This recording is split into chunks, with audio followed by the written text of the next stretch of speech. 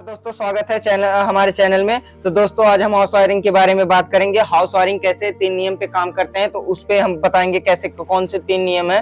तो दोस्तों, अगर हमारे चैनल पे नए हैं तो चैनल को सब्सक्राइब करें और लाइक करें और वीडियो को लास्ट तक देखें, अच्छे से समझें। और गारंटी है इस थ्योरी से हम आपको जो बताएंगे आप अच्छे से समझ लेंगे और आप किसी भी बोर्ड की वायरिंग कर लेंगे। तो वीडियो को स्टार्ट करते हैं, चलते हैं।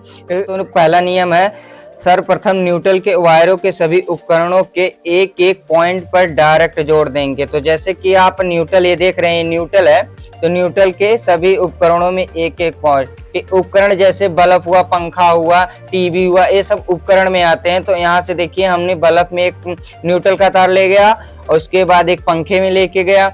उसके बाद फिर हम इसी को न्यूट्रल को यहीं से उठा के हम इस 5 पिन सॉकेट में दे देंगे। ये पे डायरेक्टली होता है, जो अंदर से ज्वाइंट होता है। तो यहाँ पे हमने न्यूट्रल के सारे उपकरणों में एक एक पॉइंट दे दिया। तो अब नियम दूसरा स्टार्ट होता है। दोस्तों, हमने न्यूट्रल के सभी उपकरणों में एक एक पॉइंट है, जैसे कि आप देख रहे हैं कि सभी उपकरणों में एक एक पॉइंट मैंने जोड़ दिया है डायरेक्टली। तो बचे अब फेस के, तो अब हम फेस की वायरिंग करेंगे, जो दूसरा नियम लागू होता है। जैसे कि दूसरा नियम ये है, अब हम दूसरा नियम लागू करते हैं।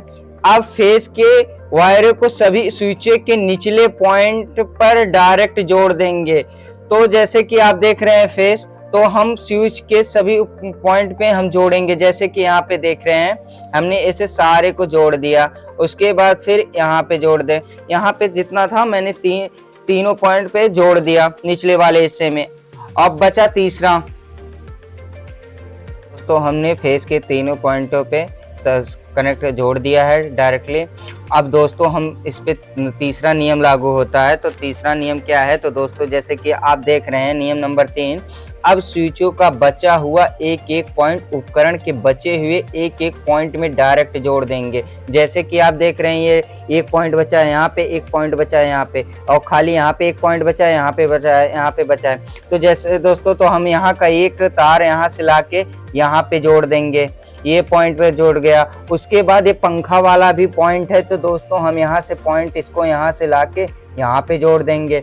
ये हो गया सर, दो लग गया जो बचे हुए पॉइंट थे।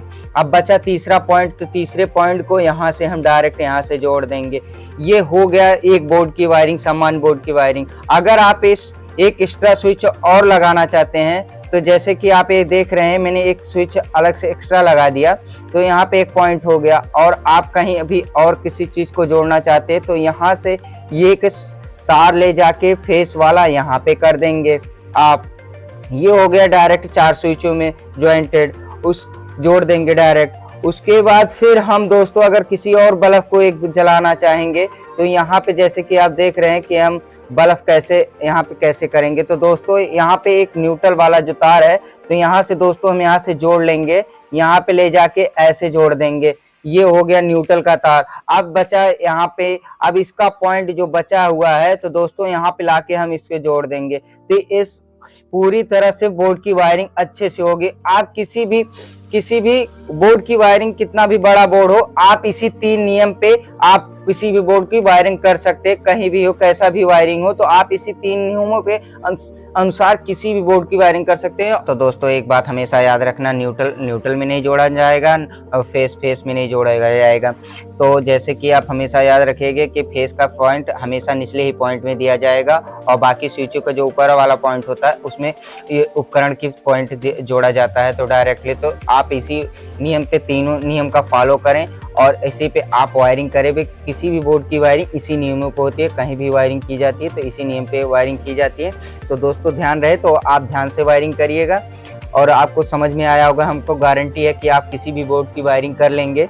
तो दोस्तों, वीडियो कैसी लगी? वीडियो अगर अच्छी लगी हो तो लाइक करें, सब्सक्राइब करें। अगर आप चैनल सब्सक्राइब करके बेल आइकन दबाइए, ताकि हमारे आने वाली न्यू वीडियो आप तक जल्दी पहुंचे, आप जल्दी देखें और अच्छे से जानकारी प्राप्त करें। हमारा उद्देश्य है कि आप अच्छे से अच्छा नॉलेज प्राप्त करें। तो वीडियो देखने के लिए धन्यवाद। जय हिंद।